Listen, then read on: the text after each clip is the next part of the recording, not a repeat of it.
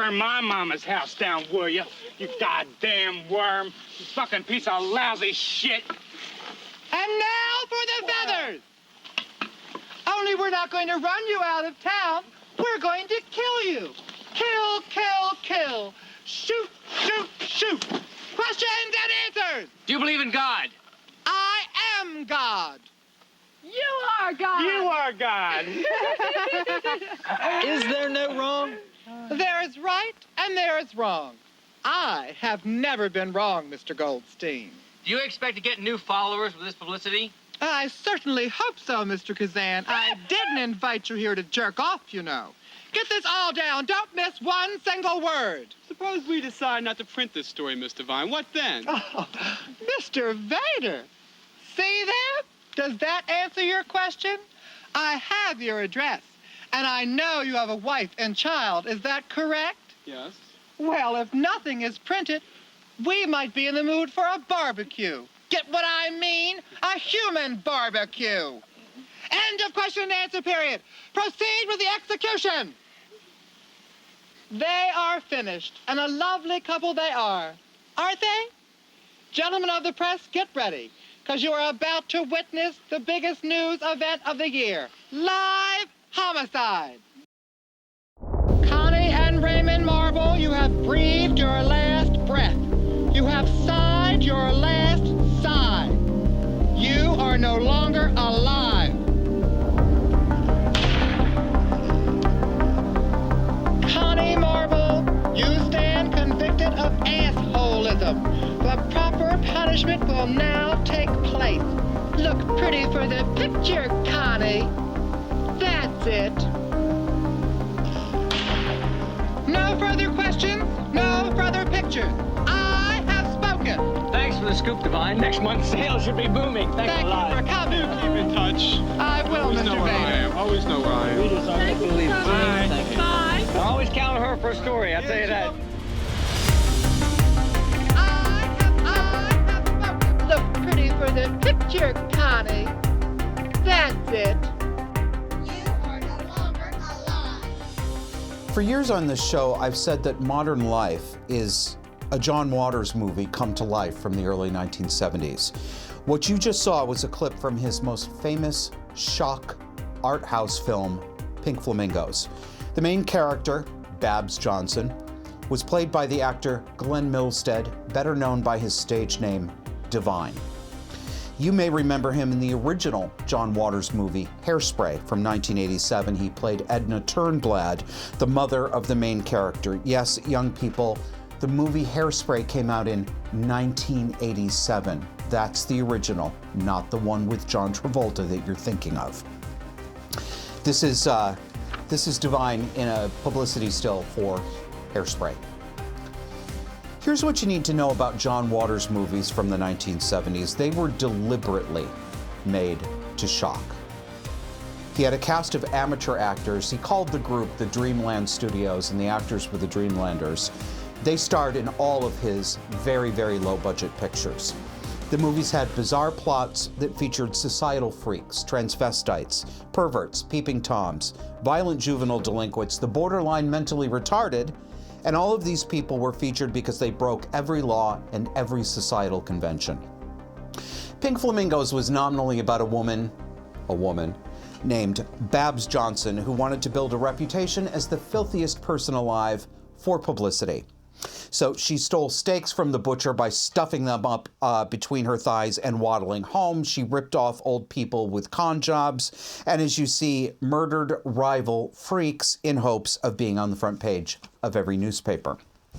Female Trouble, another one of his movies, similarly starred Divine as Dawn Davenport, a juvenile delinquent who got knocked up, went crazy, and got famous for putting on burlesque shows where she filleted fish on stage and killed volunteers from the audience who raised their hand and said yes, they wanted to die for art. Here's a still from Female Trouble. Notice the scarring on Divine's face. It was scarred because her enemy neighbor, Aunt Ida, threw acid on her face in a jealous rage. All of Dawn's friends gathered around her in the hospital as the bandages were removed, revealing hideous disfigurement. But her entourage, her hangers-on, assured her that the destruction of her face only made her more beautiful. Miss Davenport is ready for her guests. Dawn, your friends are here. Oh, hello, everyone. Hello, Miss Beautiful. We're all here for the unveiling. It's like a holiday for us. This is so exciting. I want to see it. Nurse, nurse, remove my bandages. She asked me to remind you that she is, of course, without makeup. Oh, that's all right. We understand, Dawn. Don't worry about makeup. Oh, slowly, nurse, slowly. I want perfect focus. There it is. One hell of a rotten face. Oh,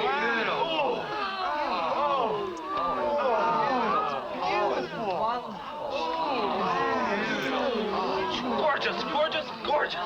Makes the Mona Lisa look like a number painting. As it does when a Turner 27 cannot. I'll say. Your face for the world to see.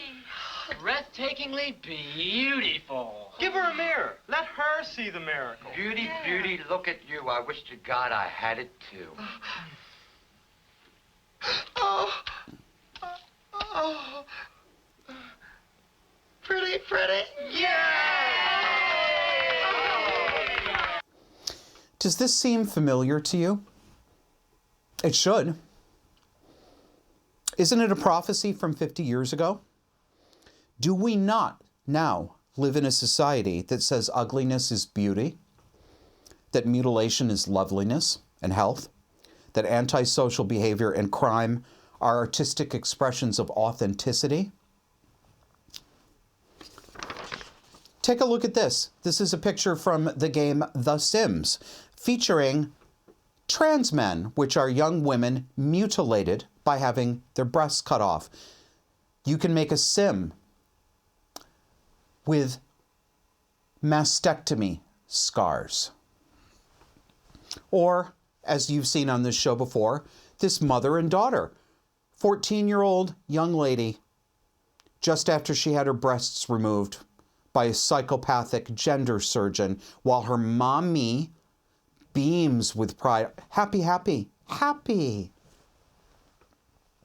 The other day I came across a short video of a young man who believes that he's a woman, or he says that he believes he's a woman. I almost fell over because he was directly reenacting what I've been saying for years. Could you give us some of your political beliefs? Kill everyone now. Condone first-degree murder. Advocate cannibalism. Eat shit. Filth are my politics. Filth is my life. Take whatever you like. Yeah. Directly from Pink Flamingos. You know, when I was that age, I was very into John Waters movies, and I did things like this. This was the usual gay kid, gay teen stuff. But this young man is not like I was. He takes it seriously, as so many of his generation do, and he also believes that he's a woman and has transitioned. He's Elon Musk's son, one of them. And he's the subject of a 17-page long fawning interview in Teen Vogue magazine this month. Let's read some together. The story is titled Vivian Wilson on being Elon Musk's estranged daughter, protecting trans youth, and taking on the right online, from the story. In many ways, Vivian Nelson is a lot like any other 20-year-old girl. The Los Angeles native spends hours on Discord with her friends. She loves reading, RuPaul's Drag Race, and Chapel Roan, and she runs late, 2 full hours late to be specific, for our scheduled Zoom meeting. Also, like many 20-year-olds, she has a complicated relationship with her father. But not everybody's dad is the richest man in the world. A man who spent the last few years consolidating power, becoming one of the most prolific posters on the social media platform he purchased, and suddenly one of the most powerful figures in the U.S. government. Wilson is, whether she likes it or not, the daughter of Elon Musk.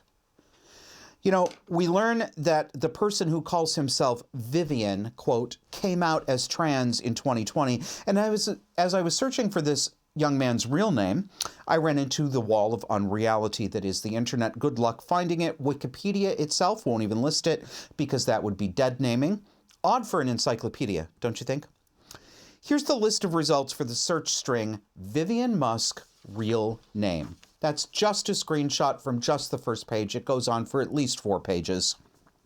On and on and on. By the way, I did find this person's real name on the 4th page, which is probably a mistake by Google that they will soon want to fix. And no, you don't need to leave comments about why am I using Google. I have a purpose for this. It's very easy to understand. I do it because I want to show you what other people see, because most other people use Google. That is the pedagogical purpose. I am not unaware that there are other browsers. Thank you. As you can tell, I get irritated by seeing that comment over and over and over again. Back to the Vogue interview. We learn Vivian does, quote, not wish to be related to their biological father in any way. We learn that Vivian thinks his father is, quote, entirely fake and, quote, desperate for attention and validation, and needs to, quote, touch grass. This isn't entirely wrong, and we'll get to that, but do admit, this is coming from a 20-year-old troon. We also learn that Vivian would like to be famous and make a lot of money. Quote, it is my absolute dream to be on a reality show, which I know is absolutely pathetic, Wilson says with a laugh. As an overdramatic little queer, reality shows are something I adore beyond belief. And with this cover story on the books, her first, it feels likely that more opportunities will be coming Wilson's way. Does it? Does it, author Ella Urman? Does it feel likely? Does it feel that way? Here's poor Xavier's mother, that's his real name, Justine Musk, who today is 52 years old. Here's what Mommy has to say about her son, whom she calls her daughter, today, this year in 2025, as part of the Vogue article. Quote, Vivian has always had an uncompromising sense of who she is and who she needs to be, Wilson's mom, Justine, tells Teen Vogue. She is big, fierce, wild, multi-layered magic. Are you sure your son wasn't an indigo child first, Justine? You see, don't you, what kind of mothers practice Munchausen syndrome by proxy on their sons? It's no surprise what kind of woman latches on to the world's richest man to dig for gold. Personality disordered women, obviously. Here's Justine Musk 10 years ago in 2015 being interviewed by CNBC under the headline, Elon Musk's ex-wife on secret to getting rich. Be obsessed. Quote, in a piece in Quora, Justine Musk said, quote, extreme success results from an extreme personality, and that billionaires like Elon Musk or Bill Gates, quote, tend to be freaks or misfits who developed extreme strategies for survival as kids and later applied those strategies to business. Well, you've got your own little freak and misfit that you Frankensteined into existence, don't you, Justine? Here is one of about 17 to 20 different photographs of Xavier Musk in high fashion wear, sitting in front of a bunch of flowers and looking insouciant and like a lady. The interviewer's writing style is straight out of an episode of Absolutely Fabulous. It would make Patsy Stone and Magda proud. Here's a sample. Wilson recently caught up with Teen Vogue via Zoom from Tokyo, where she's now studying. She's just as much of a firecracker in conversation as she is online. For the duration of our lengthy conversation, she sits cross-legged on the floor of her dorm room, her straight blonde hair falling well past her shoulders. We bounce between trans gossip, overly online discourse, her unusual extended family, and what she describes as our cartoonishly evil new government.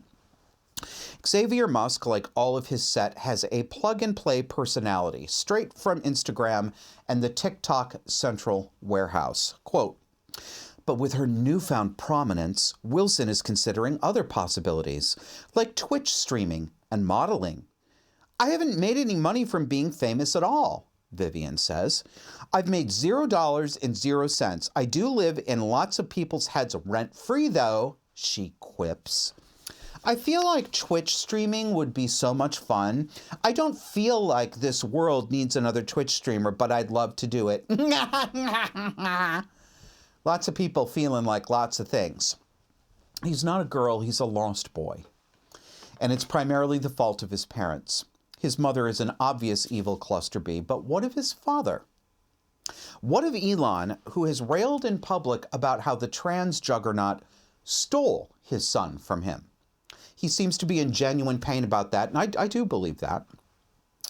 But who the hell are you, Elon Musk, to blame all of this on doctors or on the trans industry? Have you looked in the mirror? Have you given a moment's thought to how your irresponsible, egotistical, narcissistic promiscuity has led to your son's psychiatric downfall? Or what your behavior will do to any one of the other of your 14 fucking children with multiple women? This is how Elon Musk built a family, as Teen Vogue describes it. It is publicly known that Musk has as many as 14 children with 4 different mothers across a 20-year span, 6 including Vivian, and a child that passed away as a baby, with his ex-wife Justine, 4 with Siobhan Zylis, a top executive at the Musk-owned company Neuralink, and 3 with the musician Grimes. On February 14th, conservative influencer Ashley St. Clair announced a 13th child, who, as of this writing, Musk has yet to acknowledge. And on February 28th, a 14th child with Zylis was reported. This is all grotesque tragedy, and it's been playing in the media for 10 years like it was normal. As if Pink Flamingos and Female Trouble were aspirational documentaries. I'm running out of words to describe the psychotic hellscape that we call a culture. How can any of this be real? All right, I want you to come back and join us after the break, and I want to remind you that coming up next week, on Saturday, the first Saturday of every month, we have a hangout for our paying members and subscribers. Thank you very much. We love talking and meeting to you. It happens in a place online we call the Sanity Lounge, and I post the links to that place both on Substack and on Subscribestar a few days before the event takes place. So it's going to be next week, next Saturday, 12 p.m. Eastern Time. And if you want to get in on it, become a supporting member, become a monthly donor at subscribestar.com/disaffected or at substack.com. And of course, if you'd like somebody to talk to for an hour about cluster B, about funeral planning, about difficult relationships at home or at work, I am available for 1-hour coaching and consulting sessions by video call at joshuaslocum.net. Check it out. If you don't find a time on my calendar that works for you, send me an email through the site. I'm very happy to make off-hours appointments when I have the time. We'll see you on the other side.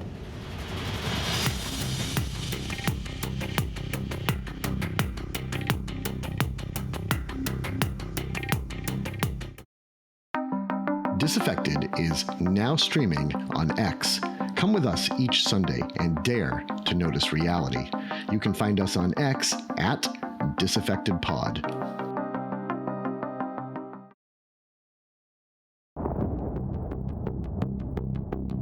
Don't forget to follow us on X, formerly known as Twitter. We are at DisaffectedPod. At DisaffectedPod. That's where we post all the fun-size, bite-sized little bits of Disaffected, fun for sharing with a friend. Now, if you are in the US, you may not be aware of a new series on Netflix called Adolescence. It's a drama that focuses on a teen boy who was allegedly radicalized online and then who goes on to stab and kill a female classmate. Here's a still. Here's the main character, a white English 13-year-old boy who looks even younger than 13. So the main character, this boy, is allegedly radicalized by the online, quote, manosphere, where all the bad men's is. He becomes a misogynist, you see, and he killed a girl on account of misogyny. That's happening every day in England, don't you know? There's in fact a wave of knife murders actually going on in England. That is true. And children are indeed being murdered. That is true. But it's not true that the prototypical perpetrator is a white, mild-mannered English schoolboy, or one who learned how to be a murderous misogynist from the online manosphere. You know who's behind the wave of knife attacks. Everyone knows it. But the British Parliament and the British media are pretending that it's white English boys, pretending that it's misogyny driving it, and pretending that everyone who calls foul on this and tells the truth is a white male misogynist and a right-wing extremist. Let's take a look at the recent knife murders of children in Great Britain. July 29, 2024, a teen boy described in the press as only from Wales targeted a dance class for little girls themed with Taylor Swift. He showed up and knifed 3 of them to death. He knifed more people, but they didn't all die. The Welsh boy in question, here he is. His name is Axel Rudakabana, and his parents came to the UK from Rwanda. And for those of you who are not looking at your screen because you're on audio, you are looking at the most obvious deranged psychopath you could possibly imagine. It's been a lot of talk online that Axel Rudakabana's parents may have been directly connected to the Rwandan genocide, but you can't get confirmation or disconfirmation of this. The British media will not allow that question to be asked. People who have asked that question in Great Britain have in fact been arrested. Yes, they have been arrested for asking the question. It's not possible to ask questions in the UK about anyone black, foreign, African, or Muslim without being called a racist and without having the cops show up at your house for your social media posts. As is happening recently, you can just be arrested in your home by the British police for saying a thing online that questions any of this. If you're white and you discuss it, and they're doing it every single day. Some people have been trying to tell the truth about this for years, but you're not allowed to. Here's a tweet from a guy named Frank Discussion from 2023. He says, Vice Media, Vice's documentary, London's Knife Crime Emergency on a Knife Edge, shows that London's knife crime epidemic is overwhelmingly committed by black male perpetrators, not white Englishmen now fleeing their capital city. In other words, the problem was imported. Here's some of the enriching diversity being enjoyed by the native white British population, courtesy Vice. Warning, this video contains graphic violence. Come off the bus, G! Come off the bus, G! Come off the bus, G!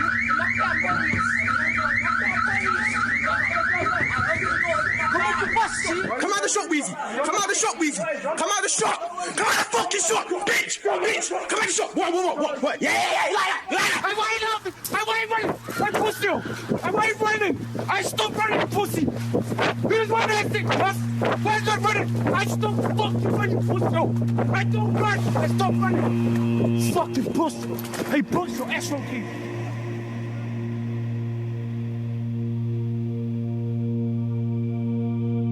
When you're carrying a knife, your fuse is that much shorter. If anybody says anything to you or looks at you in the wrong way, you're gonna react instantly. Pulled out the big fucking dagger, chopped man up, end the story, blood. I was 12 by the time I had my first knife and was gang affiliated from the age of 16.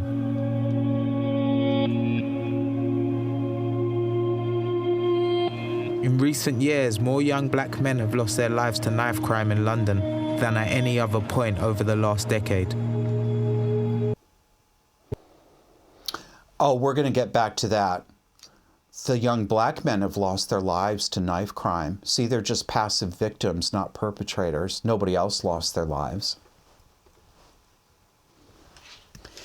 I'm going to quote to you from a press release put out by the City of London. This is the London government, so there's no possibility of accusing them of being far right. You may check behind me when you're done watching this, and you will see that I'm telling you the truth and that this is, in fact, on the City of London's website.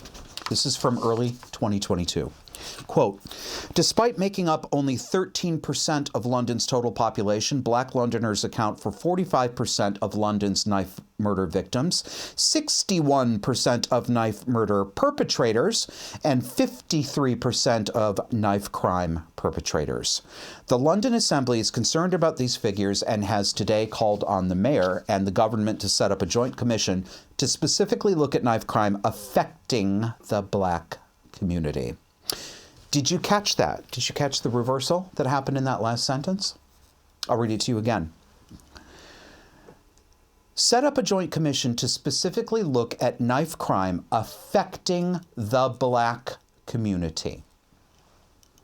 Knife crime is simply affecting the black community. It's not the black people doing knife crime, even though it's black people doing the knife crime. It's the knife crime hurting black people. You know, the black men who are stabbing and killing. No, you can't make this make sense. Don't try. And of course, there are no white people who are affected by this. And if there were, it would be a good thing. Kevin, let's put up the picture of these three little girls, please.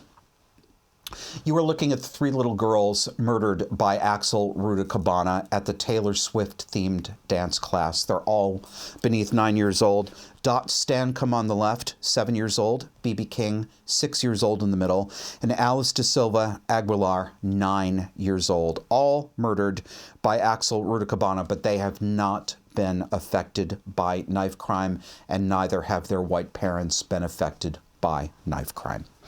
Now the British Parliament is calling for a mandatory screening of the Netflix fictional drama called Adolescence, apparently now completely unable to discern reality from fiction, made up whole cloth by Netflix. Keir Starmer, the British Prime Minister, referred to this show as a documentary. Here's a Scotsman commenting on that from yesterday. Quick one. Adolescence isn't real, it's fake. It's actors, it's a dramatisation of events that aren't even based on some type of reality. In the UK Parliament today, Keir Starmer called it a documentary. And I've said this quite a lot recently. People's entire vision of life in the world is based on films they've watched and TV programmes. And then who runs the film industry? Who runs TV programmes? Quite an easy way to manipulate a population into thinking certain ways, isn't it? Something to ponder, but anyway, that's the state of the country. Clown world. Bye-bye. A Substack writer who goes by the nom de plume John Carter wrote a long piece about this and the psychology behind this, titled The Involution of the Liberal Mind. I'm going to read to you a passage. Some years ago, I was provided a fascinating psychological experience in the form of a young graduate student in the English literature program, whom I encountered because they, you heard me, was, he says, God, that's grammatically awkward, they was married to a colleague. She, he says, I'm not doing this anymore, specialized in the study of propaganda, by which, of course, she meant everything her backward conservative parents in nowhere Nebrahoma believed, and not anything she believed. One evening, after enthusiastically explaining the symbolism of the inverted pentagram tattooed on her shoulder, she informed me with invincible confidence that not only was gender an arbitrary social construction, but that even the idea of biological sex was nothing more than convention. Her reasoning, which I presume she gleaned from a seminar on radically liberatory queer theory, was that testosterone levels fluctuated during the day, so males changed their degree of maleness all the time, and how can something that's constantly changing be used as the basis for a hard binary distinction? But that's not how biological sex is defined, I replied. Testosterone is just a hormone. It's only present in vertebrates. Insects don't have it, and neither do plants, but they still have biological sex. Sex is defined according to whether an organism produces mobile gametes or sessile gametes, which is basically universal across multicellular life forms. I don't understand what that means, she chirped, still thinking we were playing language games. Like, I don't even know what a sessile gamete is. Oh, I responded helpfully. A gamete is just a reproductive cell. Sessile means it doesn't move, so the horrible reality of what I was saying dawned upon her. Quote, I just realized this is a conversation I shouldn't be having. She cut me off and walked away. It was remarkable. The mind worm parasitizing her consciousness had detected a threat to its structural integrity and ordered its host to remove herself from the interaction before she consumed a malinformative info hazard. She didn't even pretend that this wasn't what she was doing.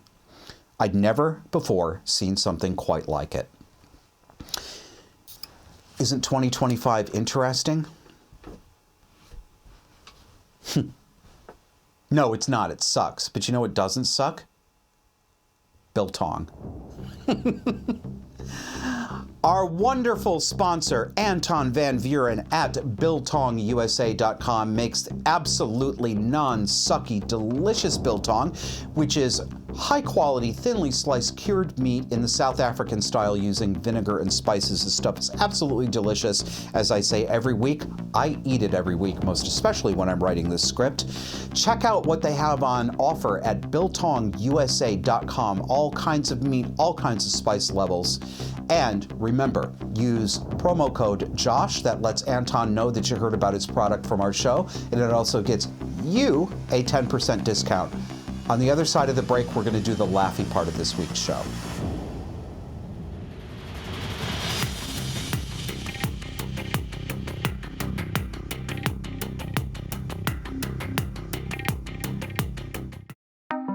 Disaffected is now streaming on X. Come with us each Sunday and dare to notice reality. You can find us on X at DisaffectedPod.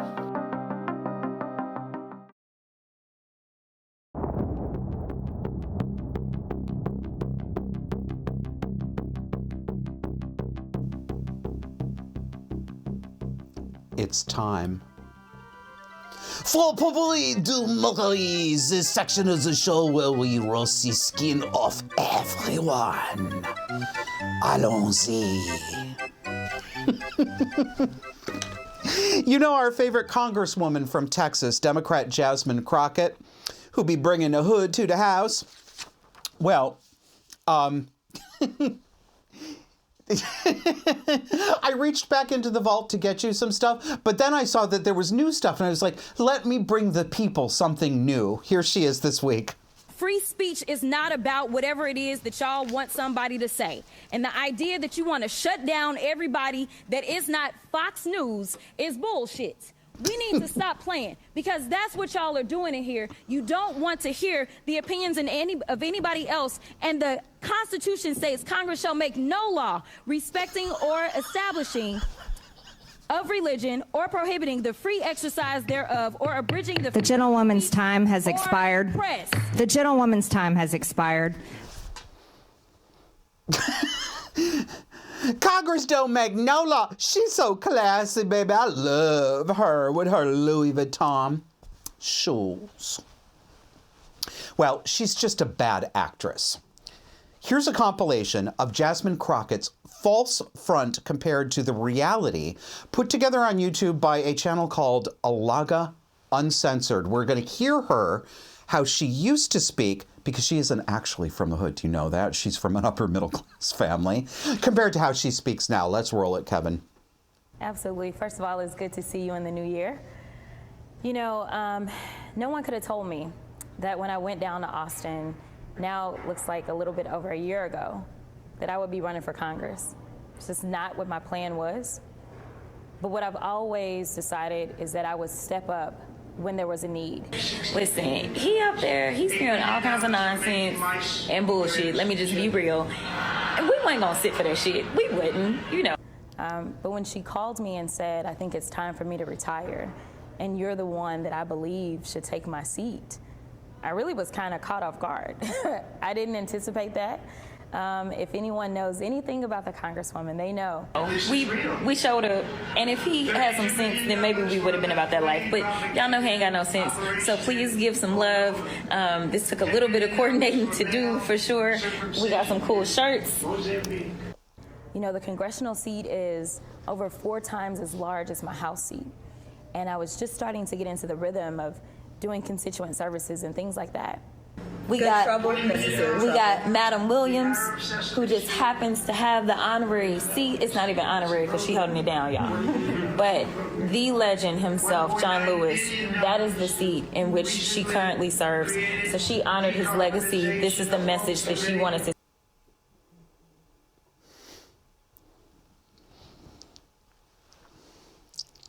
I rock your world.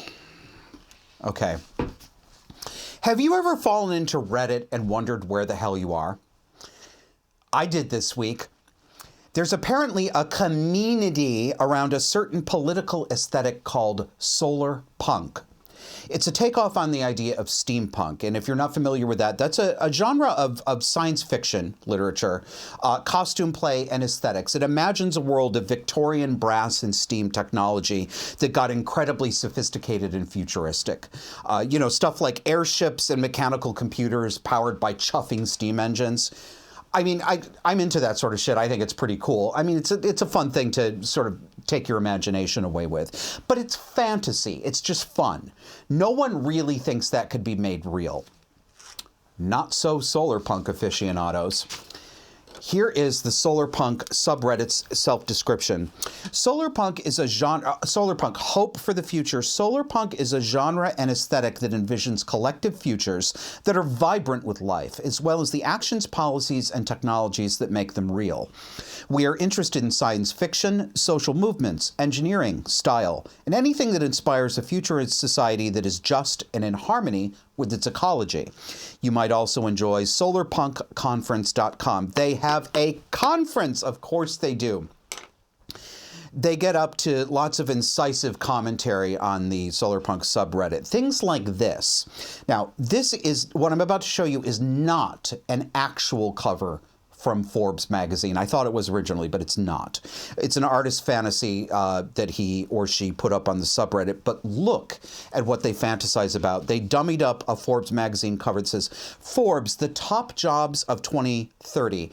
And they're all cartoons drawn in this very stylized manner. It's sort of woke Dr. Seuss. There's 1, 2, 3, 4, 5, 6, 7, 8, 9, about 18 of these. I'll read the jobs to you. Seaweed farmer, rooftop farmer, de-paver, local banker, ocean protector, low-tech architect, seed keeper, organic stylist, master composer, urban biodiversity ranger, imagination activist, mushroom farmer, solar chef, and soil doctor.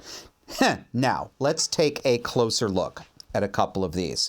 Can we put up, Kevin, please, the de-paver?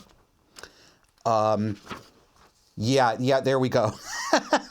No, it's not depraver, but that's what Kevin and I thought first glance. And take a close look at this construction-looking guy. I mean, depraver isn't really that much of a stretch, is it?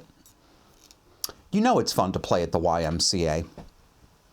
A depaver, a whole career based on nothing but ripping up asphalt. Yes, let's make the roads dirt again, just like the wise Romans in ancient times. The Romans paved roads with stone. Shut up.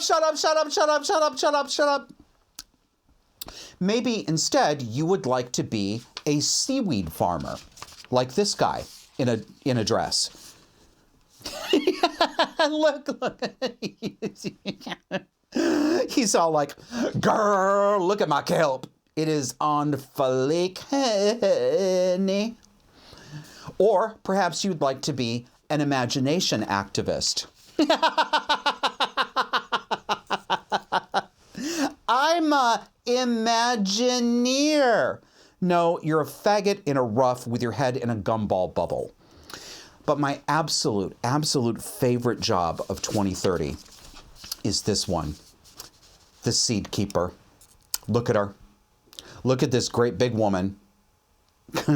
She's like, I'm but a simple bard strolling along with the seeds. Bitch, no one is putting seed in you. Nobody. Is she supposed to be Indian too? I mean, what is that with her face? Please to put dot on the forehead. Thanking you for dot. Do you want to see the reaction to this on the subreddit? These dream jobs? Here we go. First one. I want to be am ocean protector. What about y'all? Well, disaffected audience, what do you say? Non-apostrophe y'all. Or this one says, I feel like this is mocking progressives. Solarpunkers can't even believe stuff. Oh my God. Well, I took a look a little bit deeper to see what they talked about. And this is typical. So the next one is, how could anyone ever think that immigrants are a bigger threat than climate change? Because the recent elections make it seem that the possible extinction of humanity isn't as big a deal as some foreign people in your country. I can't fathom why anyone would dare to think immigrants are a bigger threat than climate change and ecological destruction. There's more art, too, to be shared. Now, this stuff is highly embarrassing and juvenile, yes. But it's also indicative of the unstable and radical frame of mind among young leftists like this. This is how they see themselves. Look at your screen here. Why we fight, an artistic outcast bunch of freedom fighters who are going to save humanity. So we've got this picture of 5 or 6 of them with their backs turned to the viewer, looking out at, I guess, what's supposed to be a dystopian cityscape. And they're all like, they look like Antifa, but a little bit punk rock from the early 80s, too. Here's the next one. Our band of adventurers in this continuing adventure decided to stop and have council in the middle of the forest. Definitely not like Gandalf, though. So we've got here 2 units, 2 Lesbotron 5000 units. One is carrying something that's either a spear or an umbrella, and the other one has half her head shaved and her hair is in poison pink. And I call this one, look, I maked a table out of dis rock. Notice how they're making sure in this dystopian future to include fat people, as if the eco-apocalypse is going to allow for the luxury of obesity. This is a plug-and-play revolution. Here's another one. They share a lot of what they call their creative art. A sneak peek into the impossible future animated documentary. So this is a computer-generated image of a woman in her mid-20s with stupid cotton candy color hair, standing on a balcony, looking out over a cityscape. You know, I saw a girl at the gas station the other day with this same rainbow pastel hair, except it was in a buzz cut. And you know what? She was lovely. I mean, her face, she was lovely. She looked like a young Sinead O'Connor. But she had to have poison frog borderline hair. And I would bet that she, too, thinks the future will be all about having poison hair with little helper robots, like in the picture, standing on balconies, looking at a cityscape covered in weeds and kudzu. These people do not like nice things. Here we have more disconnection from reality. Next up, can solarpunk be violent? Say I am world building something for a game. One of the factions have solarpunk principles baked into their core. Community, empathy, sustainability, the works. However, human nature being as it is, outside forces threaten that faction. It's only outside forces that bring evil, right? Who are those outside forces? Hyper-capitalists, totalitarian warlords, etc., all of which provide an existential threat. Diplomacy is failing. Violence is imminent. How should a solarpunk society prepare and respond to such threats without compromising its principles? Well, just make a table out of a rock, put manic panic in your hair, have a group of diversely melanated friends, and, be revolutionary and stuff. It's not that hard, Becca. The last, my favorite. know. Everything is so dumb. Here's let me read to you the picture. I long to live in a world of acceptance, which is highlighted by the iconic symbol for a Wi-Fi signal. I long to live in a world of acceptance, but they won't let it happen. My crush joined up. Heart emoji. So I did too. I'll impress them. You'll see. As Madeline Ashton said to her husband, why don't you just have another drink and go to bed? Okay, that's the show. Did you like it? You know you did. Well then come on and support it. Give us a one-time donation to show your love to, well, to me and Kevin, by going to disaffected.com and clicking on Support Us. But if you subscribe monthly, starting at $5 on Subscribestar and $7 on Substack, you will get an invitation to our members-only Discord chat server, which is full of memes, philosophical discussions, and camaraderie with lots of other cluster B kids. I'm telling you, you will not find better stories of lunatic parents and families than what our Discord members tell each other. And I show up there too if you're into that sort of thing. So again, disaffectedpod.substack.com or subscribestar.com/disaffected. Thank you for listening and watching. We'll see you next week.